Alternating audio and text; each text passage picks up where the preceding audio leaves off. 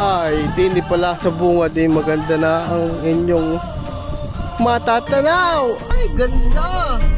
Ay, maaliwalas. Oh, gandang tingnan. Ito ang Chocolate Hills ng Occidental Mindoro. Ay, mga nakabang na tulay na, oh. Ito ng view, walastik. Oh, parang Green Island yan, oh.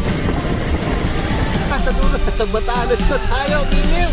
Pierre, ang ganda ng lugar dito. Okay naman dito, yun ang ating makikita, mga giliw. Ayan na, ay ilaw. Another destination na naman ito, mga giliw. Ilog baby. Yan. Kaso mga gustong dumaan ng Puerto Galera to Abra de Ilog ay ayos na ayos, mga giliw. Enjoy na kayo sa lugar. Maganda pa ang view. At lusot na. Ayos yan. Siguro sa mga ilang buwan pa ay madadaanan na yung